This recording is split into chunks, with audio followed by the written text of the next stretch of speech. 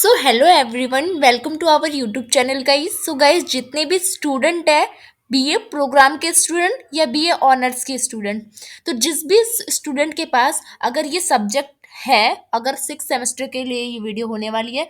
अगर six semester में अगर आप लोग अभी अभी आए हो और आप लोग के पास कंपैरेटिव पॉलिटिक्स सिस्टम अगर ये सब्जेक्ट है, ये पॉल मेजर, जिस भी बच्चे ने पॉलिटिकल साइंस में मेजर ले रखा है उनके पास तो ये सब्जेक्ट जरूर ही होगा। यही सब्जेक्ट मिलेगा आपको पॉल मेजर में, ठीक है, कंपैरेटिव पॉलिटिक्स सिस्टम।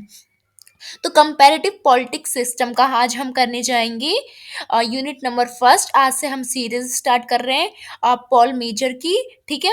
तो आज हम करेंगे इसमें यूनिट नंबर फर्स्ट इसका। तो चलिए वीडियो को स्टार्ट करते, देरी ना करके। सो वीडियो को स्टार्ट करने से पहले अगर आप हमारे चैनल पर नए आए हो, फर्स्ट टाइम आए हो, तो प्लीज़ चैनल को सब्सक्राइब कर दीजिए, जिससे सारी नोटिफिकेशन आपके पास टाइम टू टाइम मिल जाए। साथ ही आप हमारे टेलीग्राम चैनल से भी जुड़ सकते हैं, डिस्क्रिप्शन में आपको टेलीग्राम का लिंक मिल जाएगा, वहाँ से आप हमारे टेलीग्राम से ज्वाइन हो सकते हो। और ये पीडीएफ आपको डिस्क्रिप्शन में इसका लिंक मिल जाएगा, वहां से आप डाउनलोड कर सकते हो या टेलीग्राम से आप ये पीडीएफ ले सकते हो, ठीक है। तो चलिए वीडियो को स्टार्ट करते हैं।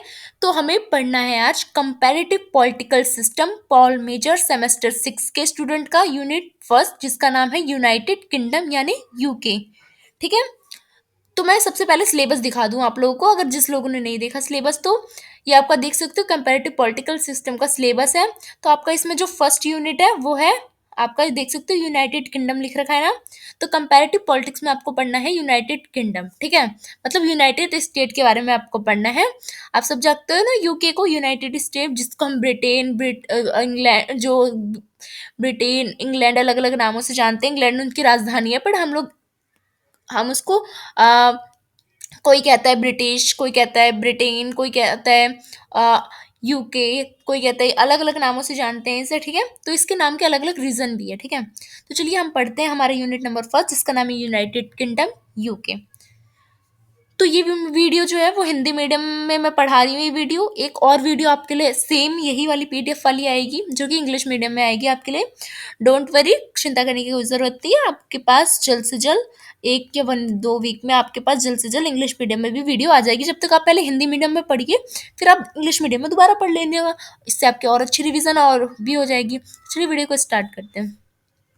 तो हमारा यूनिट फर्स्ट का नाम है यूनाइटेड किंगडम, ठीक है। तो इसकी हमें पॉलिटिकल सिस्टम के बारे में, सबके बारे में पढ़ना है, ठीक है। कंपैरेटिव पॉलिटिक्स मतलब दुनिया में जितने भी पॉलिटिकल पार्टीज है, जितने भी पॉलिटिकल सिस्टम है, जितने भी पॉलिटिकल जितनी भी चीज़ें हैं, उन सबका क्या करना, अध्ययन करना।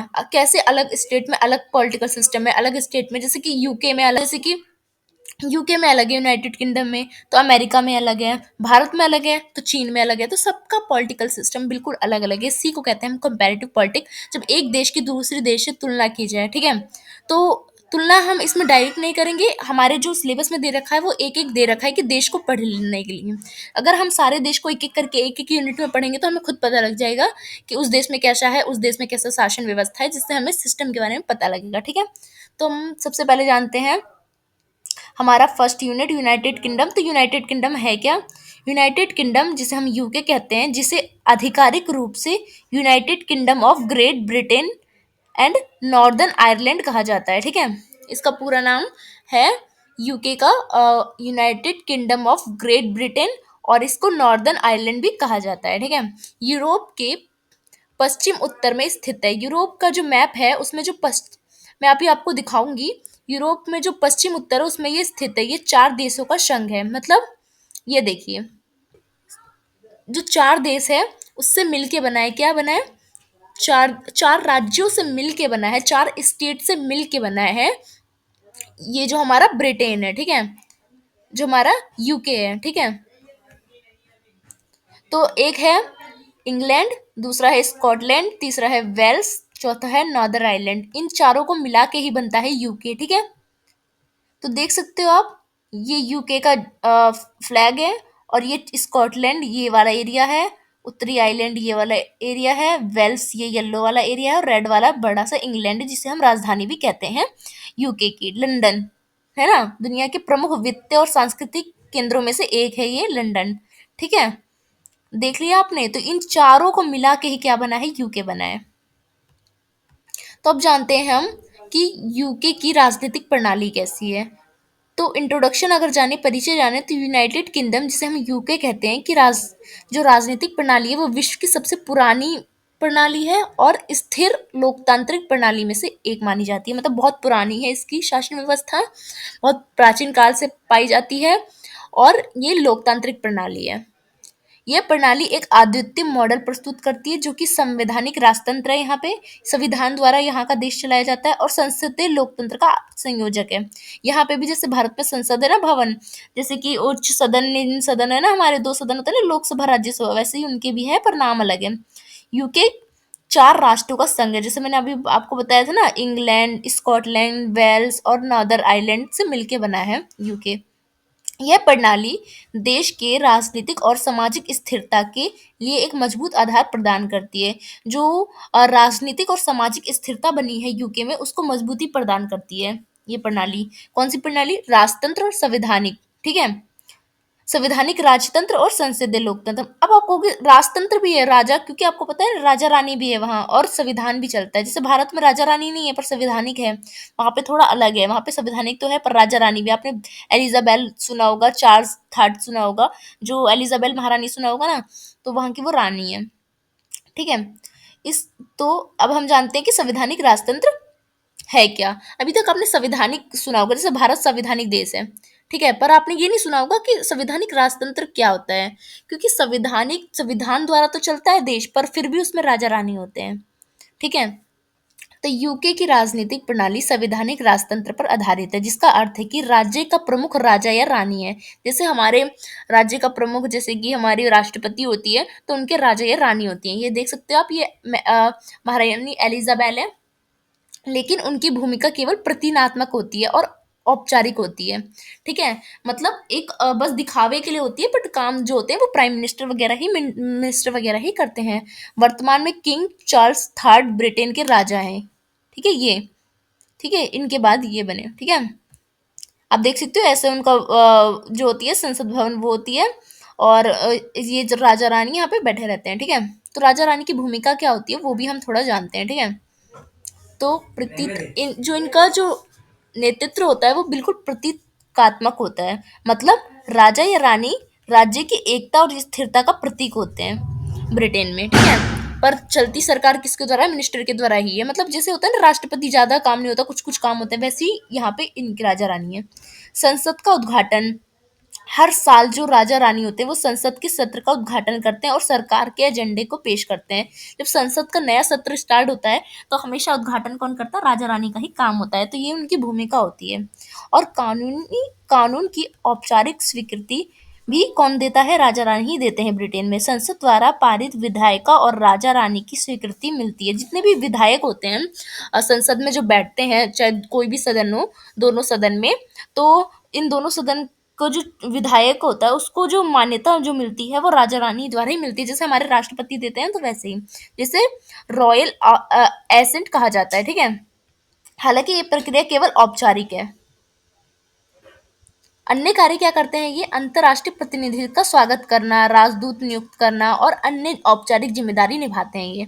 मतलब अंतर्राष्ट्रीय प्रतिनिधि, जितने भी प्रतिनिधि आते हैं, जैसे कि मान लो भारत का प्रधानमंत्री गया वहाँ, चाहे चीन का प्रधानमंत्री गया, तो क्या करेगा? उसको स्वागत करने का काम उनके मेन हेड मतलब राजा रानी का होता है। राजदूत नियुक्त करते हैं, जो भी भारत जो विदेश मंत्री होते हैं ना, उनको नियुक्त कौन करता है? यही करते हैं, राजा रानी। और अन्य कुछ औपचारिक जिम्मेदारी होती है इनकी। इनकी जो सीमित शक्तियाँ होती हैं, इनकी शक्ति बहुत ज़्यादा लिमिटेड होती है। राजा रानी की सभी कार्य शक्तियाँ औपचारिक रूप से प्रधानमंत्री और मंत्रिमंडल के माध्यम से चलती है। मतलब मंत्रिमंडल और जो प्रधानमंत्री होता है ब्रिटेन का, वही क्या करता है? इसका फैसला लेता है। आधुनिक युग में राजा रानी के निर्णय में हस्तक्षेप करने की संभावना लगभग नहीं होती है। मतलब ज़्यादा मामलों में राजा रानी हस्तक्षेप नहीं करते हैं। जो देश है वो वैसे प्रधानमंत्री ही चलाता है, पर नाम का होता है कि वहाँ का मुखिया कौन है? राजा रानी होते हैं वहाँ के, ठीक है। अब जानते हैं कि यूके का संसद के बारे में, पार्लियामेंट के बारे में, ठीक है। पार्लियामेंट सिस्टम कैसा है? यूके की संसद लोकतांत्रिक प्रणाली की रीढ़ है, मतलब लोकतंत्र की रीढ़ तो वैसे होती है पार्लियामेंट, तो उसकी भी रीढ़ है। यह देश की विधायी शक्ति का केंद्र होता है, मतलब देश में जितने भी मेंबर, जैसे हमारे लोकसभा मेंबर्स होते हैं ना, राज्यसभा मेंबर्स हम चुनते हैं, तो वो जाते हैं लोकसभा और राज्यसभा में, अपनी सत्र बैठती है तो वो लोग बोलते हैं, आपने देखा होगा टीवी में लोकसभा का जो बैठक होती है, तो वैसे ही ये भी क्या होता है, ये देश की विधायक शक्ति होती है। संसद का मुख्य कार्य कानून बनाना होता है, जैसे हमारे भारत में भी संसद का काम क्या होता है, कानून बनाना होता है। सरकार को जवाबदेह बनाना होता है। जो सरकार होती है उसको, जैसे हमारे भी होती है ना, संसद में जो अपोजिट पार्टी बैठती है और जो रूलिंग पार्टी होती है, तो इन दोनों के बाद डिबेट चलता है, मतलब जो भी सवाल पूछते हैं एक दूसरे से, और राष्ट्रीय नीति को निर्धारित करना भी संसद का काम होता है, जैसे कि भारत में होता है डिट्टो, ठीक है, देख सकते हो आप। तो संसद के दो सदन होते हैं, जैसे हमारे भारत में भी दो सदन होते हैं ना, जैसे हम लोकसभा और राज्यसभा कहते हैं, वैसे ही उनके भी दो होते हैं, बस नाम अलग होता है। हाउस ऑफ कॉमन्स होता है एक, ठीक है। हाउस ऑफ जो कॉमन्स है ये उच्च सदन होता है, जैसे भारत का लोकसभा होता है, ये संसद का निचला सदन है और इसका महत्व सबसे अधिक होता है। निचला सदन कहा जा रहा है, पर निचला से आप ये मत समझिएगा कि राज्यसभा है। निचला सदन यानी ये होता है लोकसभा, जैसे भारत में लोकसभा होते हैं, लोकसभा राज्यसभा से बड़ा होता है, तो वैसे ही होता है। इसमें कुल 650 सदस्य होते हैं, जिससे सीधे जनता द्वारा चुना जाता है, जैसे हमारे लोकसभा का चुनाव होता है, जब पीएम का चुनाव होता है, जब पीएम का भी चुनाव होता है, तो लोकसभा में बैठने के लिए सीट के लिए चुनाव होता है ना, जो वैसे ही होता है। हाउस ऑफ कॉमन से बहुत बहुमत वाली पार्टी सरकार बनती है, जैसे हमारे लोकसभा में जो जीतता है वो रूलिंग पार्टी बनता है ना, केंद्र सरकार बनते हैं ना, तो वैसे ही केंद्र सरकार बनती है। कार्य क्या होते हैं इसका, हाउस ऑफ कॉमन का विधेयक पेश करना और पारित करना होता है। संसद क्या करता है, विधेयक को पेश करता है, और कानून को पारित करने का काम संसद के पास होता है, जैसे हमारे भारत में भी संसद ही कानून बनाती है। बजट पर चर्चा और उसे स्वीकृति देना भी संसद में होता है, जैसे हमारे भारत में भी देखा होगा, बजट पे बात जो होती है वो संसद में ही होती है। प्रधानमंत्री और मंत्रिमंडल को जवाबदेह बनाना होता है, संसद में देखा है ना, हमारे भी अपोजिट पार्टी जो होती है वो रूलिंग पार्टी से सवाल पूछ रही होती है संसद भवन में, तो वैसे ही जवाबदेह बनाना होता है। डिट्टो ऐसे ही होता है, क्योंकि ब्रिटेन ने ही संसद हमारी जो यहाँ पे है भारत में उसकी स्थापना की थी, तो उसी की तरह सेम है भारत का। हाउस ऑफ लॉर्ड्स, ये हाउस ऑफ लॉर्ड्स जो है ये उच्च सदन है, जिसे हम राज्यसभा कह सकते हो भारत के हिसाब से। ये संसद का ऊपरी सदन है, इसमें सदस्य जो होते हैं वो वंशानुगत होते हैं और जीवन काल सदस्य वाले चर्च के प्रतिनिधित्व होते हैं, मतलब हाउस ऑफ लॉर्ड्स में कौन से मेंबर्स आते हैं, ये चुन के नहीं आते ये मेंबर्स। हाउस ऑफ कॉमन्स में चुन के आ रहे थे जनता द्वारा, जैसे लोकसभा चुनाव में होता है ना, जनता वोट देती है, अब जो अपने आपके एरिया से जो जीतता है वो संसद भवन में जाता है, तो वैसे ही होता है। बट ये हाउस ऑफ लॉर्ड्स में ये होता है कि इसमें कोई चुनाव द्वारा नहीं बिठाया जाता है लोगों को, जो वंशागुनत चल रहा होता है ना, मतलब पीढ़ी दर पीढ़ी उसका बेटा बनेगा उसका बेटा बनेगा, तो वैसे ही वंशागुनत है, और जीवन काल सदस्य वाले होते हैं ये, ठीक है, कि जब तक जीवित रहेंगे ये उसमें संसद वो जो हाउस ऑफ लॉर्ड्स है उसके मेंबर्स रहेंगे, और जो चर्च होता है, चर्च का जो प्रतिनिधि होता है वो भी हाउस ऑफ लॉर्ड्स में आते हैं, ठीक है। इसका कार्य क्या होता है, हाउस ऑफ कॉमन्स द्वारा पारित विधेयकों की समीक्षा करना। जो हाउस ऑफ कॉमन्स है, जो लोकसभा, जैसे भारत के हिसाब से अगर लोकसभा का है, ऊपर वाला मैंने आपको बताया था, उसके जो कानून होते हैं उसको विस्तृत से बताना, समीक्षा करना, उसकी मतलब बुराई करना, अगर अच्छा नहीं लग रहा तो उसको बोलना उसके बारे में। देश की दीर्घकालीन नीतियों पर चर्चा करना, जैसे अपोजिट पार्टी हमारे में करते हैं ना, वैसे ही विशेषज्ञ सलाह प्रदान करना, अगर कुछ अच्छी बात सिखानी है तो उनको सिखाते हैं हाउस ऑफ कॉमन्स को, ठीक है। अब जानते हैं हम संसद के कार्य क्या होते हैं ब्रिटेन में, ठीक है। कानून निर्माण करती है संसद, विधेयकों पर चर्चा करना और उन्हें पारित करना। जितने भी कानून बनाते हैं उस पर चर्चा कहाँ होती है, संसद में ही होती है, और पारित भी कहाँ होता है वो कानून, कि लागू करना है वो भी संसद में होता है। सरकार की निगरानी भी कौन करता है, संसद करता है। संसद सरकार के कामकाज की निगरानी करती है और उसकी जवाबदेही सुनिश्चित करती है कि सरकार को जनता के सवाल का जवाब देना होगा। तीसरा काम होता है संसद का वित्तीय नियंत्रण करना, बजट और कराधान से संबंधित मुद्दों पर निर्णय लेना। जैसे भारत में भी बजट बनाता है ना, संसद भवन में ही बनते हैं, तो संसद में भवन में ही बजट की बात होती है। राष्ट्रीय और अंतर्राष्ट्रीय मुद्दों पर भी चर्चा कहाँ होती है, संसद भवन के कार्य होते हैं ये। अब जानते हैं हम कार्यकारी शाखा क्या होता है, एग्जीक्यूटिव ब्रांच क्या होता है। यूके का जो एग्जीक्यूटिव ब्रांच है उसमें आते हैं मिनिस्टर्स वगैरह, जैसे जो भी रूलिंग पार्टी होती है उसके जो मिनिस्टर होते हैं वो लोग आते हैं। जैसे कि हमारे भारत में मान लो बीजेपी है, तो बीजेपी की जैसे मंत्रिमंडल है वो आते हैं कार्यकारी शाखा में, कार्यपालिका कह सकते हो आप। ठीक है। प्रधानमंत्री होता है इसमें सबसे हेड का कार्यकारी शाखा का सबसे, जैसे कार्यपालिका का हमारे भारत में सबसे भी प्रधानमंत्री होता है, तो इसका भी प्रधानमंत्री होता है। प्रधानमंत्री सरकार के प्रमुख होते हैं। उन्हें हाउस ऑफ कॉमन्स में बहुत बहुमत वाली पार्टी का नेता चुना जाता है। जैसे हमारे भारत में भी जो लोकसभा है, लोकसभा में सबसे ज्यादा जो बहुमत मिलती है जिस पार्टी को, तो उसी पार्टी का सदस्य प्रधानमंत्री बनता है। तो बिल्कुल वैसे ही है ये। प्रधानमंत्री के कार्य क्या होते हैं ब्रिटेन में, तो मंत्रिमंडल का गठन कौन करता है, प्रधानमंत्री करता है ब्रिटेन में। सरकार की नीतियां और कार्यक्रम को निर्धारित भी कौन करता है, प्रधानमंत्री करता है। संसद को संबोधित करने का काम भी कौन करता है, प्रधानमंत्री करता है। ठीक है, देख सकते हो। पावर होती है मंत्रिमंडल, जो कि प्रधानमंत्री ही नियुक्त करता है, वो क्या होते हैं, कैबिनेट। मंत्रिमंडल जो है वो भी किस में आते हैं, कार्यपालिका एग्जीक्यूटिव में आते हैं। वरिष्ठ मंत्री इसमें शामिल होते हैं जिनमें प्रधानमंत्री द्वारा नियुक्त किया जाता है। जैसे बड़े बड़े मंत्री होते हैं ना, जैसे हमारे भारत में भी होते हैं, नेतृत्व करते हैं। जैसे वित्त मंत्रालय, शिक्षा मंत्रालय, स्वास्थ्य मंत्रालय, ये सब बड़े बड़े मंत्रालय जो होते हैं, ये सब किस में आते हैं, ये सब कैबिनेट में आते हैं। ठीक है, बड़े बड़े मंत्रिमंडल सामूहिक रूप से निर्णय लेने और नीति को लागू करने के लिए जिम्मेदार होते हैं। ठीक है, जितने भी कानून होते हैं वो मंत्रिमंडल ही बनाते हैं। सरकारी विभाग, यूके की सरकार विभिन्न विभागों में बटी हुई है, जिसमें से विभाग एक मंत्री के नेतृत्व में काम करता है, विशिष्ट नीति और कार्यक्रम के लिए जिम्मेदार होता है, उसे हम सरकारी विभाग कहते हैं। जो मंत्रिमंडल के अंतर्गत जो भी चीजें चलती हैं, जो भी लोग काम करते हैं, कार्यक्रम चलते हैं, उसको हम सरकारी विभाग कहते हैं। ठीक है, जैसे कि आप कह सकते हो यूपीएससी, एसएससी, जितने भी होते हैं ना, वैसे ही। अब जानते हैं हम यूके की न्यायपालिका, जुडिशरी सिस्टम। तो स्वतंत्र न्यायपालिका है वहां पे भी, भारत की तरह यूके की न्यायपालिका कार्यकारी और विधायक जो विधायी शाखाओं से स्वतंत्र है। ये प्रणाली न्याय के निष्पक्ष और स्वतंत्र वितरण को सुनिश्चित करती है। मतलब जैसे भारत में विधायिका से कार्यपालिका और न्यायपालिका को अलग किया गया है ना, शक्ति का पृथक्करण किया गया है, वैसे ही ब्रिटेन में भी शक्ति का प्रथन किया गया है। न्यायपालिका और विधायपालिका बिल्कुल स्वतंत्र है एक दूसरे से, जैसे भारत में है। सुप्रीम कोर्ट इसमें सबसे बड़ा होता है न्यायपालिका में, जैसे हम भारत में भी होता है सुप्रीम कोर्ट। यह देश की सर्वोच्च न्याय संस्था है, जैसे भारत में भी है। इसका मुख्य कार्य यह सुनिश्चित करना है कि कानून, संविधान और मानवाधिकार के अनुरूपी सारे कानून बनाए सरकार या कोई भी काम हो। अन्य न्यायालय, तीन तरह के न्यायालय होते हैं। उच्च न्यायालय जैसे भारत में भी होते हैं, हाई कोर्ट, मजिस्ट्री कोर्ट और क्राउन कोर्ट। ठीक है, सबसे निचला होता है क्राउन कोर्ट जो कि गांव स्तर पे चलता है। उसके बाद मजिस्ट्री कोर्ट जो कि स्टेट लेवल पे चलता है, और हाई कोर्ट जो कि स्टेट लेवल पे चलता है। फिर उसके बाद आता है लास्ट में सुप्रीम कोर्ट। ठीक है, तो चुनाव प्रणाली अब जानते हैं हम कि ब्रिटेन की कैसी है।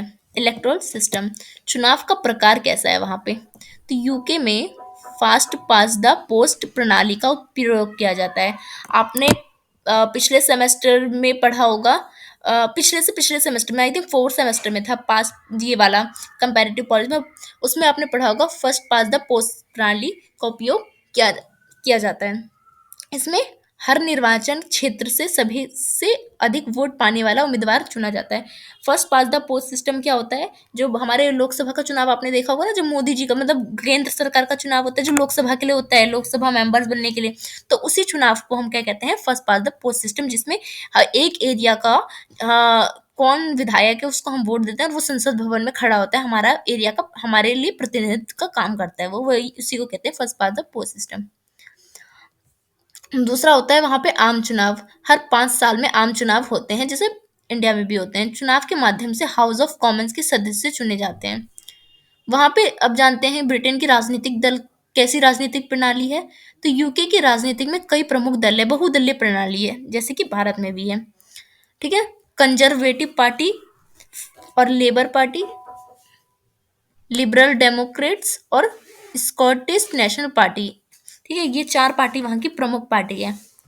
ठीक है, अब जानते हैं हम ब्रिटेन की विकेंद्रीकरण के बारे में। ठीक है, विकेंद्रीकरण सिस्टम डेवोल्यूशन के बारे में। तो विकेंद्रीकरण कैसे हुआ है? जो ब्रिटेन है वो, जब मैंने ऊपर ही बताया था, 4 भागों में बटा हुआ था। तो वैसे ही 4 भागों में पहला है स्कॉटलैंड। स्कॉटलैंड की अपनी संसद है जो शिक्षा, स्वास्थ्य और न्याय जैसे मामलों का प्रबंधन करती है। जैसे कि विकेंद्रीयाने, जैसे भारत का विकेंद्रीकरण है, भारत 29 राज्यों में बटा है, तो वैसे ही ये 4 में बटा है। तो उसमें से जो स्कॉटलैंड है, उसकी भी अपनी संसद है, उसकी भी अपनी शिक्षा, अपनी स्वास्थ्य, सबका प्रबंधन करने वाली है। दूसरा है वेल्स। वेल्स अपनी असेंबली, उसकी भी अपनी असेंबली है और स्थानीय नीति और कानून द्वारा वहाँ की भी सरकार चलाई जाती है। तीसरा है नॉर्दर्न आयरलैंड। नॉर्दर्न आयरलैंड की असेंबली को भी कुछ मामलों में स्वायत्तता प्रदान है, मतलब स्वतंत्र है। और चौथा तो इंग्लैंड है, ये जो कि पूरे ब्रिटेन की ही राजधानी है। अब जानते हैं हम ब्रिटेन की कानून निर्माण की प्रक्रिया, लॉ मेकिंग प्रोसेस कैसा है वहाँ का। तो विधेयक का प्रस्ताव द्वारा ही क्या करा जाता है, कानून बनाया जाता है। विधेयक को हाउस ऑफ कॉमन्स या हाउस ऑफ लॉर्ड्स में पेश किया जाता है। जो भी कानून होता है उसको या तो उच्च सदन या निम्न सदन में दिया जाता है, और वहाँ पे अगर वो प्रस्ताव, अगर कानून उनको अच्छा लगा तो वो पास करते हैं वहां से। मतलब कानून का प्रस्ताव होता है कहाँ पे, उच्च सदन में और निम्न सदन में। दूसरा विचार विमर्श और संशोधन। कानून में विचार विमर्श भी होता है और संशोधन भी किए जा सकते हैं। विधेयकों पर चर्चा की जाती है, कानूनों पर चर्चा की जाती है, और आवश्यक संशोधन किए जाते हैं। जैसे भारत में भी कई बार संशोधन किए गए हैं संसद द्वारा। पारित करना किसी भी चीज को, किसी भी कानून को, दोनों सदनों के जो विधेयक होते हैं उसे पारित होने के बाद रॉयल असेंट के लिए भेजा जाता है। ठीक है। तो दोनों सदन जो होते हैं उसमें अगर कानून पास हो जाता है, उसके बाद वो कानून कहा जाता है रॉयल एसेंट के रूप में जाता है वहां पे साइन होने के लिए। मैं बताया था ना, जो राजा रानी होते हैं। कानून बनाना, रॉयल एसेंट के बाद विधेयक कानून बन जाता है जब रॉयल एसेंट भी साइन कर देता है। जब दोनों सदन में वो चीज पास हो जाती है, उसके बाद राजा रानी साइन कर देते हैं। उसके बाद क्या होता है, वो कानून अब पारित हो जाते हैं। अब जानते हैं हम ब्रिटेन की मीडिया कैसी है और नागरिक समाज की भूमिका क्या है। तो यूके की जो स्वतंत्र मीडिया वहां पे पाई जाती है, जैसे भारत में है। ठीक है। सक्रिय नागरिक समाज राजनीतिक प्रणाली की पारदर्शिता और जवाबदेही सुनिश्चित करते हैं। वहां पे भी जो नागरिक हो वो एक्टिव है और हमेशा सरकार से सवाल पूछते रहते हैं। ठीक है। तो मतलब स्वतंत्र है वहां की मीडिया भी, और नागरिक भी बिल्कुल एक्टिव है। तो निष्कर्ष में आप क्या लिखोगे कि यूके की राजनीतिक प्रणाली एक प्रभावी है, संतुलित है और पारदर्शिता प्रणाली का उदाहरण देती है वहाँ का पॉलिटिकल सिस्टम। संवैधानिक राजतंत्र वहाँ पे हमें देखने को मिलता है, वहाँ पे हमें संसदीय लोकतंत्र देखने को मिलता है। और यह एक संयोजक न केवल स्थिरता प्रदान करती है, बल्कि ये सुनिश्चित करता है कि हर नागरिक की आवाज सुनी जाए। मतलब वहाँ पे लोकतंत्र भी है, संसदीय लोकतंत्र भी है, और संवैधानिक राजतंत्र भी है। संविधान में राजतंत्र को भी जोड़ा गया। अब सोच सकते हो लोकतंत्र और राजतंत्र एक साथ कैसे चल सकता है, पर ब्रिटेन में लोकतंत्र और राजतंत्र एक साथ ही चलता है। ठीक है। तो दोनों का मिश्रण है जो कि वहाँ की जो सिस्टम है उसको चलाने में अच्छा काम करता है। आई होप आपको ये वीडियो अच्छी लगी। वीडियो अगर आपको अच्छी लगी तो वीडियो को लाइक कीजिएगा, वीडियो को कॉलेज ग्रुप दोस्तों में शेयर कीजिएगा, वीडियो कैसी लगी कमेंट सेक्शन में जरूर बताइएगा। ठीक है। सो धन्यवाद।